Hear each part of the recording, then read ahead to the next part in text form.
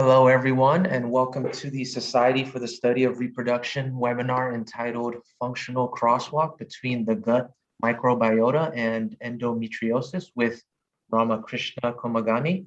My name is Ronald Fan, and I am the webinar specialist for SSR. Also with us is Barbara Nicole, who is your moderator for today. If you have any questions or concerns about this webinar, please feel free to reach out to me directly at SSR headquarters via email at info@ssr.org. Just a couple of housekeeping items before we get started. All participants are muted with the exception of the speaker, moderator, and myself. The webinar is scheduled for 60 minutes and is being recorded. It will be posted on the SSR website shortly thereafter for all members to access at their convenience. In just a few moments, the speaker will begin with their presentation. Please feel free during this time to submit your questions during the presentation using the Q&A text box at the bottom middle of your screen. And the moderator will read them to the speaker when the Q&A portion of the webinar begins. And with that, Rama, please test your microphone by saying a few words. And if a couple of participants can let me know if you can hear him clearly by sending a message in the chat box below. We will get started. Hello, can everybody hear me?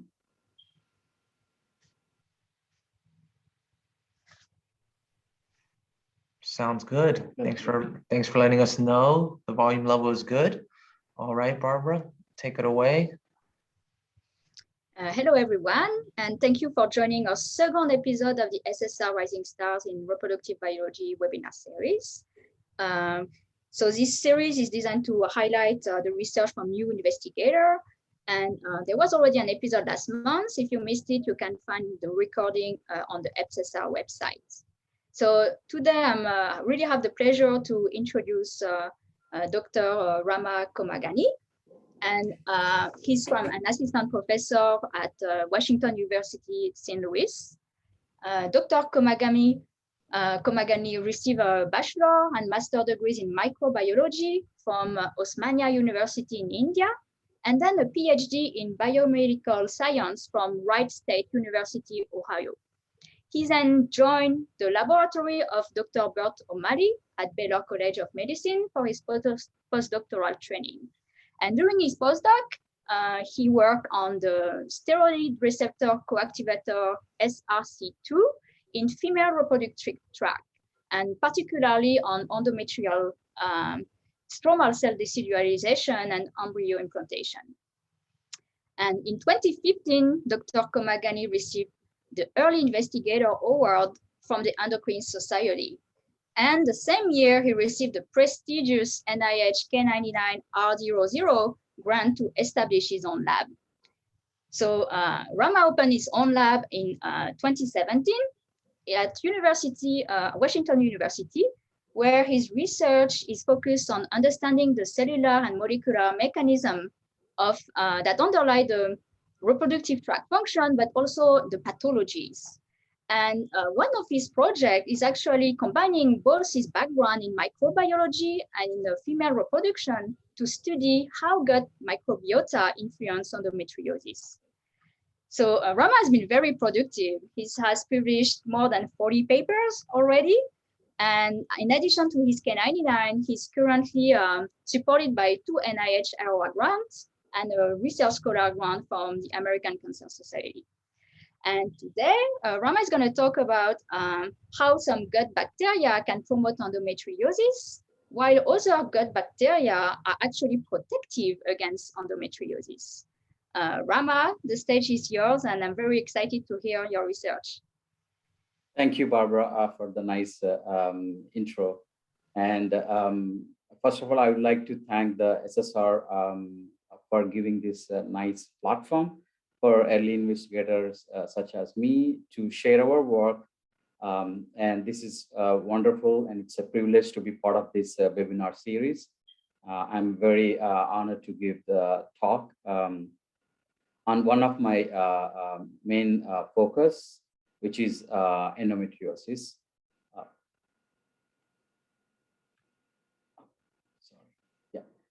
endometriosis is, it's such a debilitating disease, and it's such an understudied disease that afflicts up to 200 million women across the world, and and the disease is associated with active endometrial implants growing outside of uterine cavity. One of the hallmarks of this disease is that it's highly inflammatory disease, which causes chronic pain and associated with infertility. As you can see here, there's different types of lesions that grow outside of a uterus. This is a nice article, nice review from New England Journal of Medicine, which shows how superficial lesions as well as very deep infiltrating lesions such as here, and then the lesions on ovary, which are termed as endometriomas, and all the lesions in the peritoneal cavity are in general termed peritoneal endometriosis associated lesions. As I said, this disease really impacts so many women. In US, it's estimated 10 million women are impacted by this disease. And one of the problem is that 70% of time, in women, it's always misdiagnosed. A lot of times it's misdiagnosed with other chronic pelvic pain disease or even menstrual cramps. The burden on women is so high with this disease. It's estimated that up to 78 billion each year the medical costs are associated with this particular disease. Nonetheless, this is one of the very underfunded and understudied disease, given the complex nature of this disease, because the disease has so many different kind of lesions, which I just showed earlier. And the pain, in particular, the chronic pelvic pain, does impact the daily life of women. So this is a disease that needs more attention. Hopefully, in future, we would have more importance given to understand the pathology of this disease. So while the etiology of this particular endometriosis is not clear, but there are multiple theories, such as the metaplastic theory, which suggests that maybe the differentiation of coelomic epithelium from ovary, they might, enter in the peritoneal cavity and maybe and form the lesions. But this explains only the ovarian endometrioma cases. Or there's another theory of lymphatic dissemination theory, maybe where some menstrual fragments move upward through lymphatic channels, and then maybe they might establish the lesions. But this theory is not well studied or proved. But the retrograde menstruation theory, which was put forward by Dr. Swanson in 1922, is a well-accepted theory wherein the menstrual flush, the menstrual tissue move upward during the menstruation into the peritoneal cavity, where they can implant and form the lesions. So this is just to show how the etiology might be associated with endometriosis. The one important point to note is that 90% of women do experience retrograde menstruation. However, only 10% of women have this particular disease, suggesting that while the retrograde menstruation is required for the cells to move upward, there's beyond this retrograde menstruation that's associated with this disease. So there's more factors that might be contributing. So once the cells move upward during retrograde menstruation, in general, the immune system should, and in majority of the case, will clear those cells. However, some of the cells, they will, in case of women with endometriosis, they evade the immune tolerance or immune resistance and then form the lesions. So this probably might be due to some inherent immune dysfunctions within the peritoneal cavity that might allow some of the cells to establish the lesions. So maybe in women with endometriosis, the peritoneal environment is altered. We don't know yet what's the reasons for it. And hopefully I would, by end of my talk, you might convince that maybe gut bacteria might be one of the major drivers of these changes in peritoneal niche. Once the lesions are implanted, in turn, the lesions now produce a lot of pro-inflammatory cytokines, which contributes to the pathophysiology of the disease, but also the chronic pain. Given the complex nature of this disease, endometriosis is associated with many comorbidities, in particular the ovarian cancer, fibromyalgia associated with pain, and rheumatoid arthritis, which is an autoimmune disease. But also many women, especially adolescents who have endometriosis, experience a bowel issues. In particular, one of the study by Danish group showed that 75% of women with endometriosis have IBS-like symptoms. That's very high significance. So it appears that much of the women who have endometriosis also have the bowel problems. And it's well known that the alterations in gut microbiota actually underlies the pathophysiology in IBS. So, and distinct microbiota, the gut microbiota that are altered, shown to promote the disease in various models of IBS. So this, in a way, suggests possible link between gut microbiota and endometriosis, because gut microbiota impact the peritoneal environment, and this is one of the link. So based on that, we simply did a study where we took mice which have lesions and then treated with antibiotics to disrupt the microbiota. This is a systemic disruption. And we saw that, in fact, the mice that were treated with a specific antibiotic metronidazole inhibited the disease progression, suggesting that maybe some of the bacteria that are got rid by this particular antibiotic might play a role in the endometriosis disease. So all this clearly gave us an indication that maybe there is a link between gut microbiota and endometriosis. So what exactly gut microbiota? I mean, we all know gut microbiome. It's now considered like a endocrine organ, and it consists of more number of microbes than the total number of cells the human consists of. And there's close to 35,000 different species. And the critical point is that the genome of all the microbiota combined is like 150-fold more than our genome. So that's it. Probably could impact so much of the host physiology given this abundance. And not all bacteria are cultivable, and it's because many are facultative anaerobes. Given the prevalence and the abundance of this bacteria in gut, they are shown to impact the gut physiology and metabolism.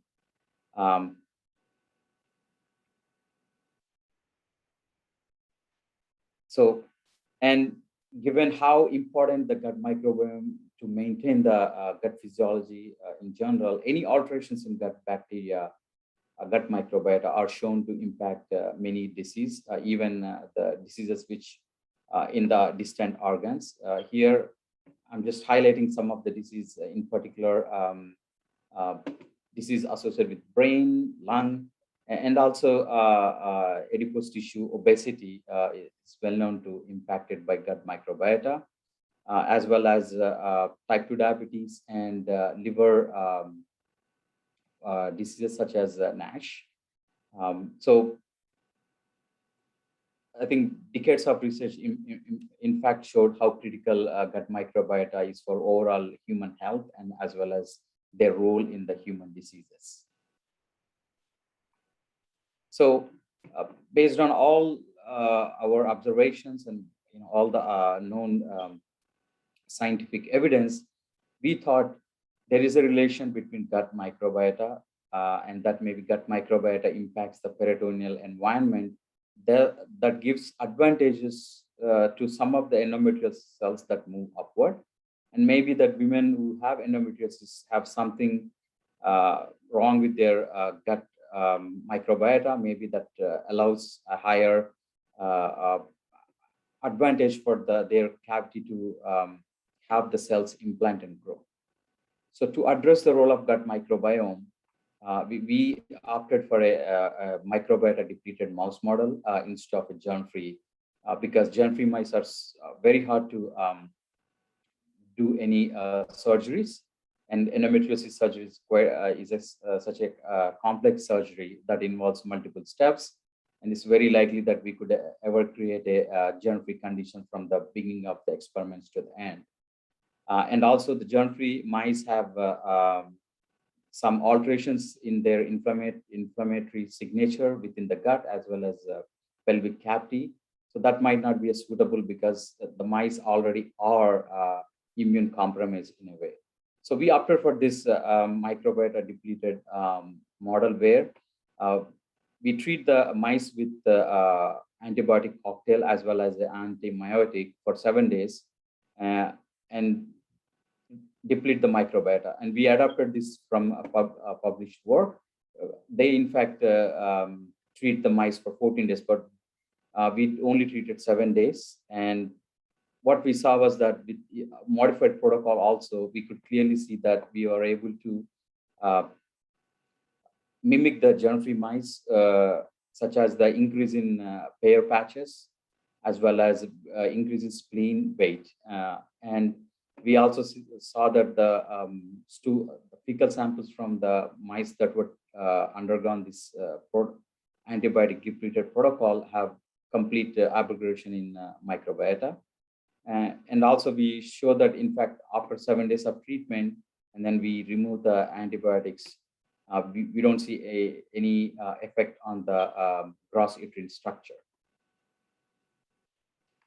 And also, since the microendometriosis is primarily driven by estrogen, and that inflammation is associated in the peritoneal cavity, in our microbiota depleted model, we did not see any changes in estradiol, but also we did not see any changes in IL-1 beta levels in the peritoneal fluid.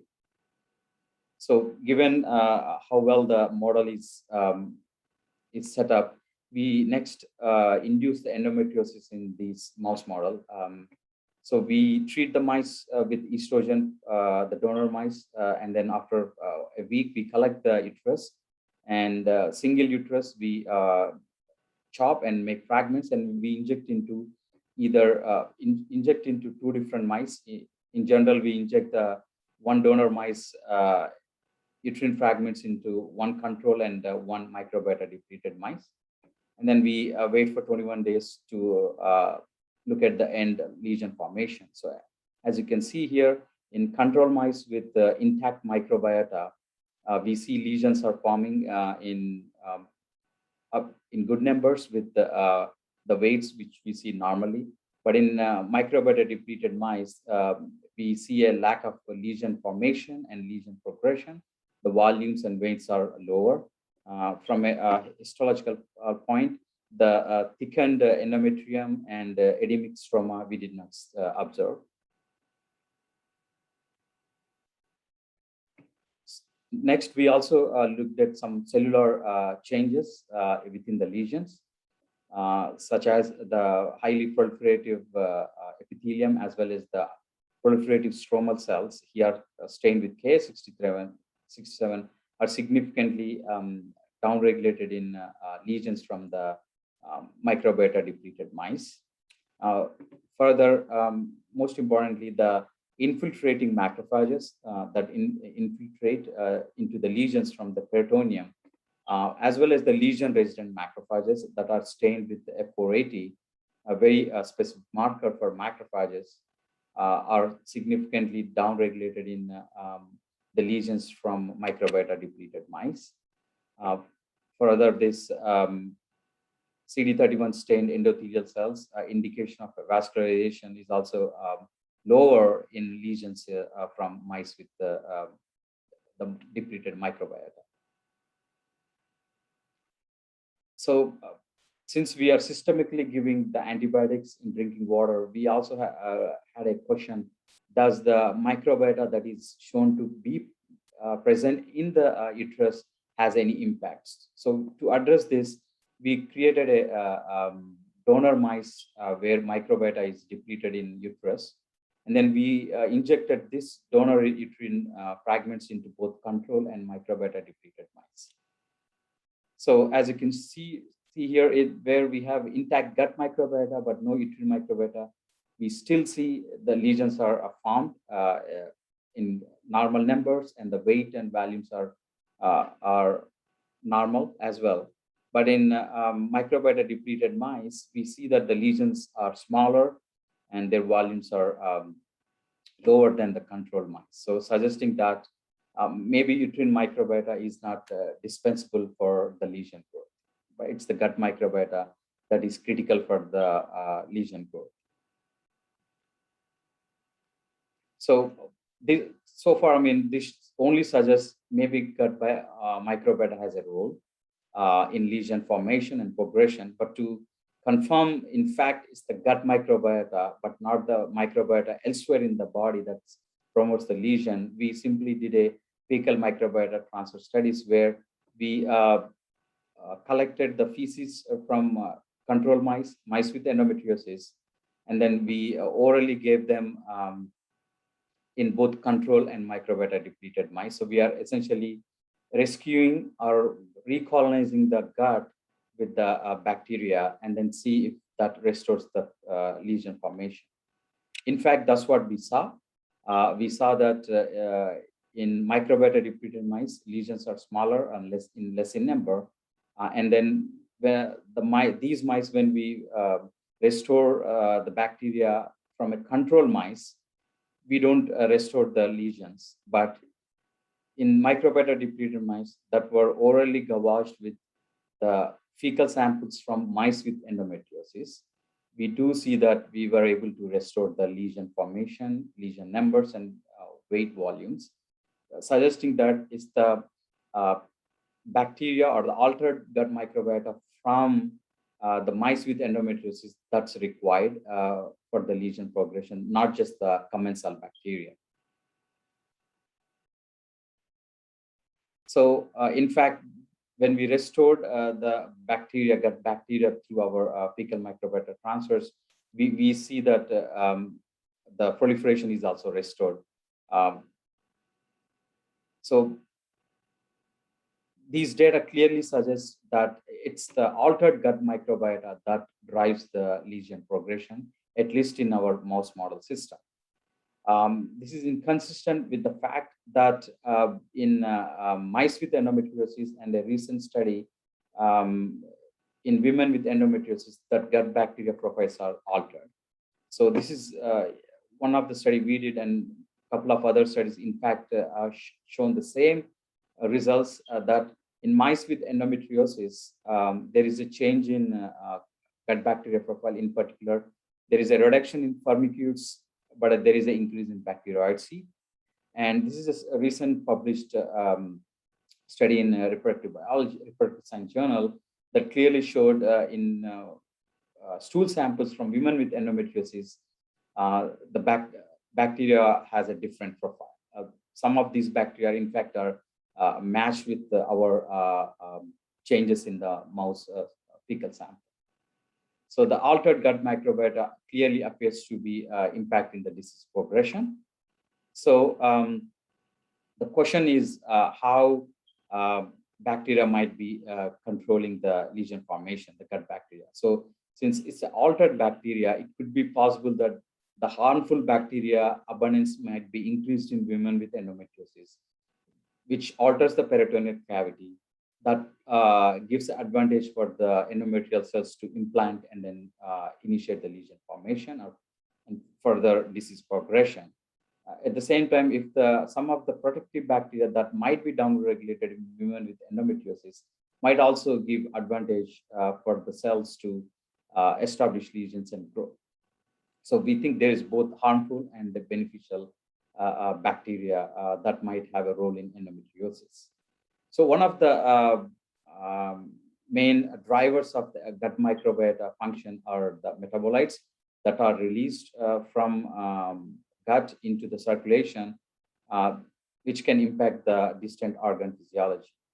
And one of the good microbes in general are thought to be the microbes or the bugs that digest the fiber in our diet and then release short chain fatty acids into the circulation.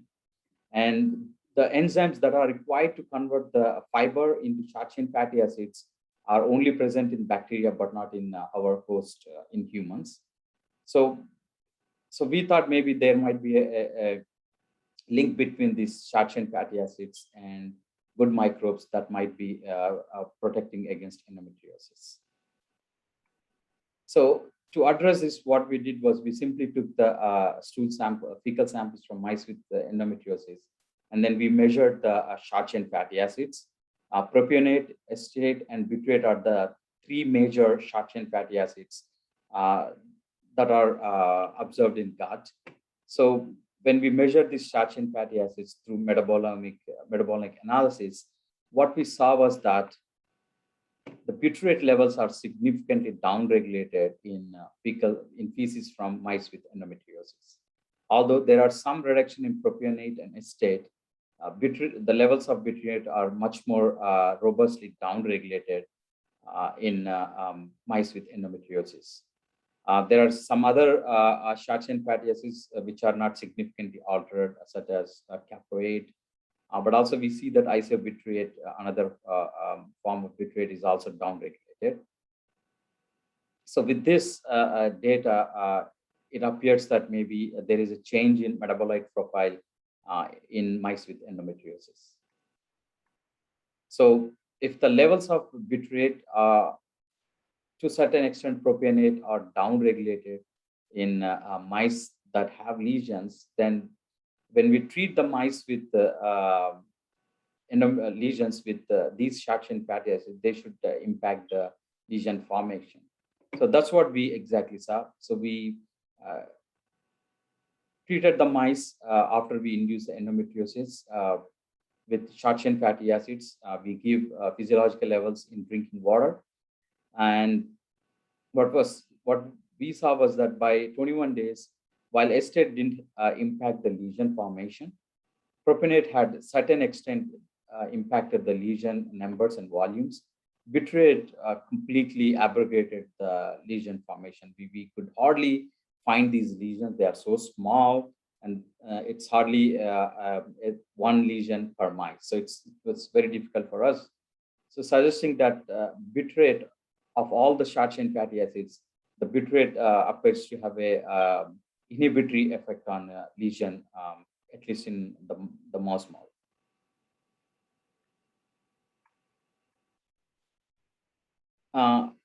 Consistent with the lesion inhibition, butyrate also inhibited the ability of the endometrial cells within the lesions to proliferate.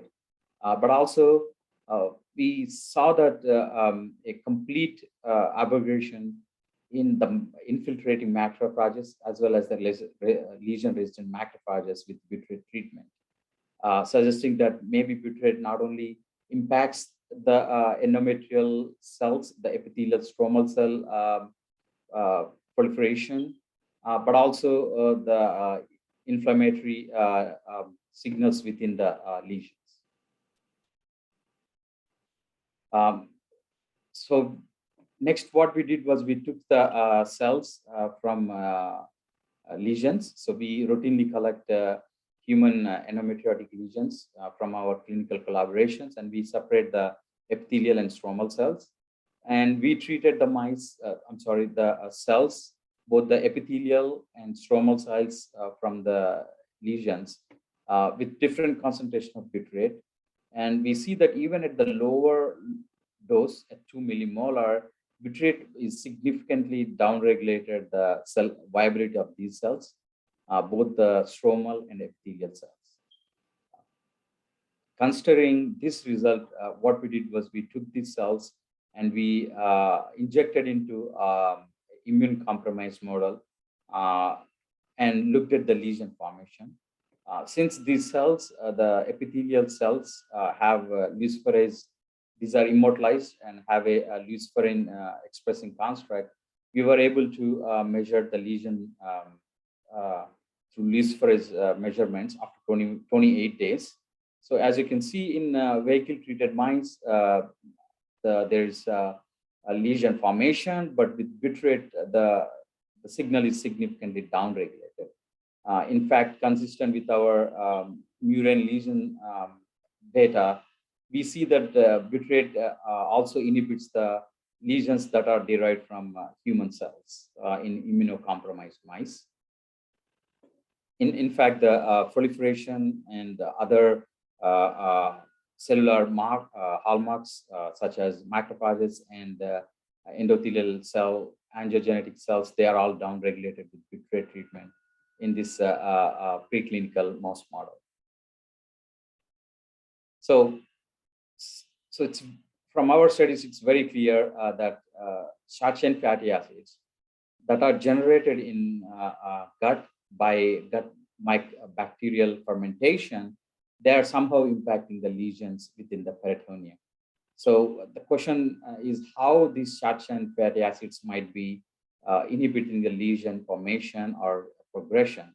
So they could function through two different mechanisms. One, they directly could impact the lesion endometrial epithelial stromal cell proliferation, but also the peritoneal inflammation. So we first address the lesion impact of the short chain fatty acids on the lesions.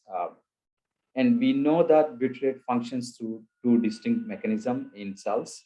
So one, from an extracellular signaling cascade, bitrate binds to its receptors GPR43 and 109, and then impacts the downstream kinases that inhibit the cell proliferation and some other cellular functions. On the other hand, bitrate can enter cells through two different channels. And once they enter cells, they can somehow bind or impact the histone deacetylase and can impact the gene expression. So from a intracellular signaling, they almost act like a ligand, but also through extracellular signaling, they control the cell physiologies. So we were interested to determine how bitrate functions in endometriosis, through which mechanism bitrate inhibits the lesion progression. So the first thing we did was we looked at the extracellular signaling. The approach we took was we took the inhibitors of GPRs, GPR43, 109, and we co-cultured the cells with bitrate in presence of these inhibitors. So bitrate, of course, downregulates the cell viability, but in presence of the GPR109 and GPR43 inhibitors, what we saw was that the viability is restored partially, both in the both inhibitors. Next, what we did was we also knocked down these two receptors, the HCAR2, which is GPR109A, and FFR2, which is a GPR43, and then we treated the cells. Similarly, as of the inhibitor studies, we saw a partial restoration in cell viability that is inhibited by bitrate, suggesting that these two receptors do mediate the bitrate actions in these cells. We, in fact, did a in vivo studies where we induced the mice with endometriosis, give bitrate in drinking water, but also provide the inhibitors through IP injection daily, and then we monitored the lesion formation. So in bitrate-treated mice, we see reduced number of lesions and volumes and weights. when we treat with both the inhibitors, we were able to restore the lesion formation. This clearly suggests that bitrate acts through these extracellular signals to inhibit the lesion progression. So we consistently saw this result. But however, we always saw not 100% restoration, suggesting maybe bitrate also acts intracellularly. So to address that, what we did was that we next treated the cells with different HDAC inhibitors, because there's multiple HDAC inhibitors that play a role in cell physiologies. So what we did was, first we determined whether bitrate in fact promotes the HDAC inhibition. This is just a confirmatory study in these endometriotic cells. We treated the cells with acetate, propionate, and bitrate, and then we assessed the histone acetylation, an indication of histone deacetylase activity, consistent with the ability of bitrate to inhibit this endometriotic cell growth as well as lesion. We saw that only bitrate elevated the histone acetylation mark on histone H3, indicating bitrate inhibits the HDAC activity. Since multiple HDACs are required for the acetylation activity, we took the same cells and inhibited, we gave the inhibitors of different HDACs. So here we took SAHA, TSA, which are pan HDAC inhibitors, but also we have BPA, which is a HDAC2 inhibitor, and RGF which is a HDAC3, and MS275, which is a HDAC1 and 3 inhibitor. So when we treated the cells with these different kinds of HDAC inhibitors, what we saw was that its MS275 was robustly inhibited as much as of pan HDAC inhibitors. Both the RGF and VPA have very minimal effect. And given RGF has minimal effect as well, which is a HDAC3, we think it's the HDAC1 which is which plays a role in the endometriosis, and that maybe HDAC1 activity promotes the endometriosis disease progression. Consistent with that, one publication did in fact show that it's the HDAC1 expression that is elevated, but not other HDACs in endometriosis. We confirmed that in our murine lesions. We see that lesions from our mouse models, they have elevated expression of HDAC1. So next, we treated the mice with endometriosis with the different inhibitors along with bitrate to see whether the HDAC1 inhibition mimics the bitrate functions in endometriosis mouse models. So what we see is that in fact bitrate inhibits the lesion formation, but the VPA and RGF1 fail to inhibit the lesion progression in mice. Of course, the pan inhibitors TSS they mimic bitrate, and it's the MS275 consistent with our in vitro data is mimicking the bitrate. And since we also saw only HDAC1 levels are elevated in endometriosis, based on these this data, we think bitrate functions through HDAC1, primarily inhibiting the HDAC1 activity to inhibit the lesion progression.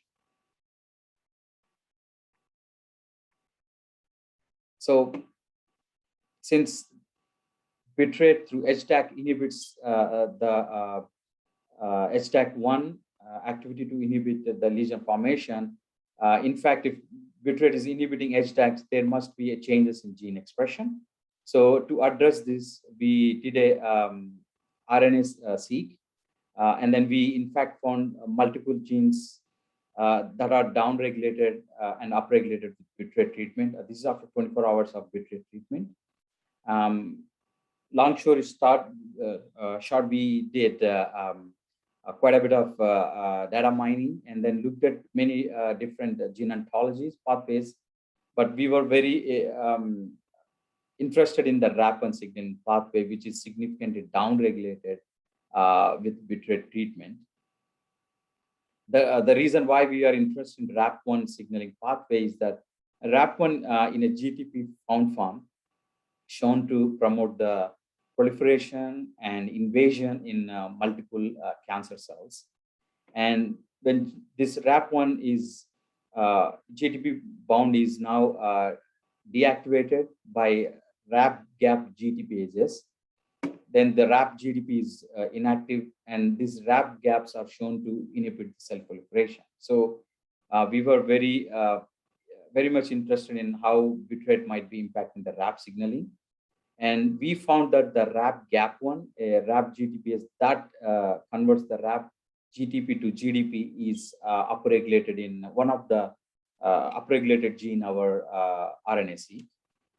In fact, when we looked at the RAP gap1 levels and another GTPase gap2 and the RAP GDS1, which actually converts the GDP bound RAP to GTP bound active one, we saw that RAP gap1 levels are downregulated.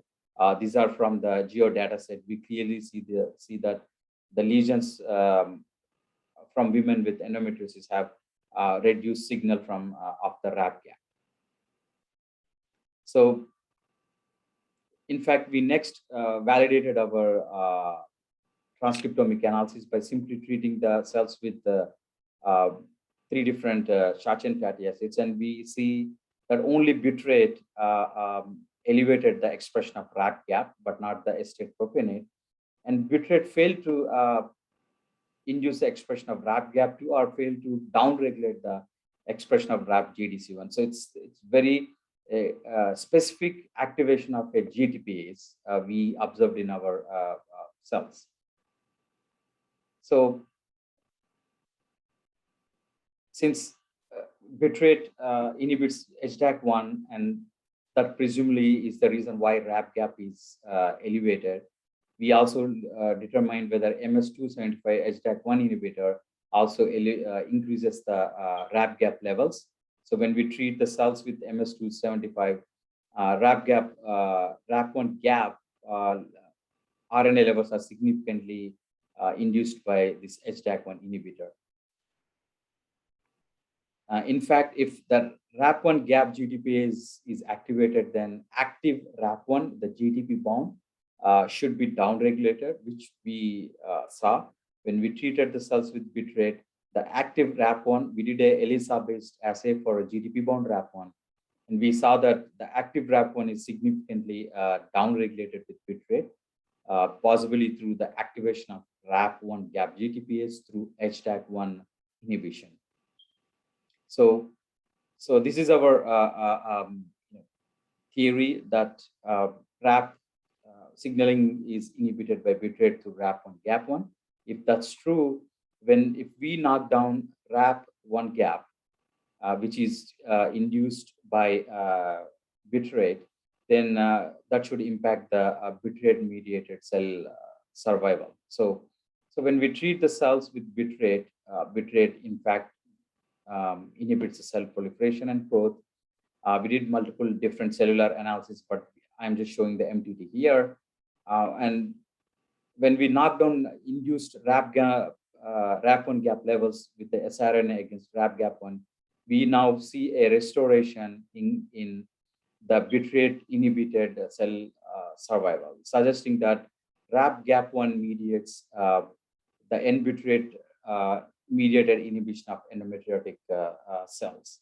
So this is very assuring for us that there is a role for bitrate in inhibiting the RAP signaling that might be playing a role in endometriosis disease progression. And much of this data we recently published a couple of weeks back in Life Science Alliance, showing that the gut microbiota derived short chain fatty acids they protect against the endometriosis. So to conclude, we think gut microbiota is a new frontier in endometriosis research, and that this will hopefully opens up many avenues to understand the pathophysiology of this endometriosis disease. In particular, we think there are two different bacteria, protective bacteria,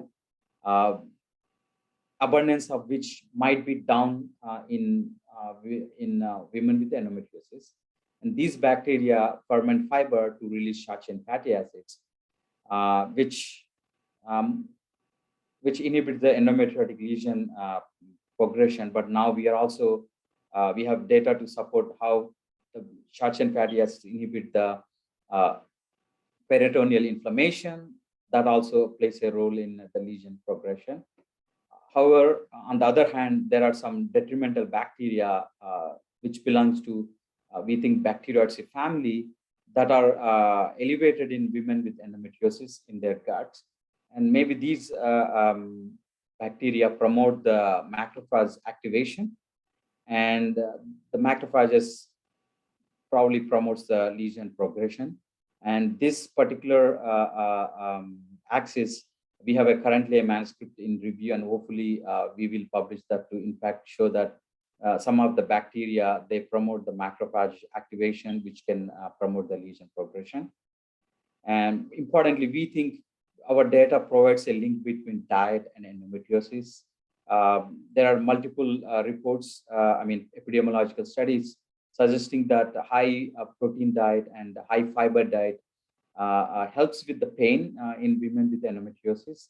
And our studies, in fact, gives a molecular reasoning for that. It's probably the gut bacteria that links the normal diet with endometriosis, and altering the diet to impact the gut microbiota signature might be a new avenue to treat the endometriosis, or the short chain fatty acid analogs that can be used as a therapeutic molecule. So that's where we are moving forward. With that, I really like to thank people who did the work. Sangappa, my postdoc who did all the work, is extremely talented postdoc who was very productive. And other members of Lab Puja, my other postdoc, and collaborators, especially Dr. Scott Beast, who provides us with clinical samples. We currently are collecting a lot of stool samples from women with endometriosis to do quite a bit of microbiota, fecal microbiota transfer studies, and other collaborators, and then funding from funding sources. With that, I hope I'm on time, and thank you so much for your patience, and thank you, SSR, one more time for this wonderful platform and opportunity to share our work. Thank you. Thank you, Rama, for a great talk. All the attendees can ask questions through the chat, but I first want to remind you to stay until the end of the webinar, because there is a short feedback poll to fill that will pop up on the screen. All right, so let's start the questions. First, we have a question from Johan Jorgensen. Does the microbiota deleted mice, does it impact their cycle? Does the microbiota deletion impact the cycle of the mice? Yeah, that's a very interesting question. We have published that, in fact, we did not see any impact on the estrous cycle in mice with our 7-day microbiota depleted protocol. We did not see any changes. And also, to add further, that when we collect the lesion after 21 days, we also measure the estrous cycle, and we did not see any impact of the estrous cycles on the lesion progression, volumes, or even the infiltration of macrophages. Jennifer Woods says, a very interesting work. Was there more butyrate in the peritoneal fluid or in the blood? That's a very interesting question. In fact, we tried to measure the butyrate in the peritoneal fluid, but the levels are so low, especially because we have to collect the we cannot collect all the peritoneal fluid from mice, but our very low N number, because we kind of pooled the samples, we did see the levels of butyrate in the peritoneal fluid from mice with endometriosis compared to control mice are downregulated. And also we did measure in the serum and the levels are downregulated butyrate, but we don't have an absolute concentration. We have to go back and do more metabolic analysis, but I think that data clearly shows that in serum from mice with endometriosis, some of the short chain fatty acids are downregulated. We also looked at serum samples from women with endometriosis. We had very less number, n equal to 10, and then the trends are in a lower direction. Some of the short chain fatty acids in the serum from women with endometriosis are lower compared to control healthy women. So another question from Jennifer Wood is there an effect on the steroids? Okay. That's an interesting question as well, but we never looked into that. I mean, at least in our microbiota depleted mice, when we measured estrogen and progesterone in the serum, we did not see any changes in microbiota depleted mice, but this is very short 7-day treatment. However, it's known that gut microbiota does impact the estrogen levels, so which probably has to be studied in much deeper. We don't have any data to directly address the role of gut microbiota in steroid synthesis. So a comment from Justin Wessel that mentioned fascinating talk. Thank you, Dr. Komagani. And then Tony DeFalco asked, are macrophages required for the lesion growth? And are they reduced if macrophages are ablated? Yeah, the recent study from Erin Reeves' lab, in fact, show that macrophages play a distinct role in lesion growth. And Erin was very elegant in identifying which kind of macrophages. There are specific macrophages that are present in the peritoneum, which are peritoneal macrophages, and also the lesion-resident macrophages. Means the macrophages maybe that came with the endometrial cells, both play a role in the lesion progression, and that if we deplete the macrophages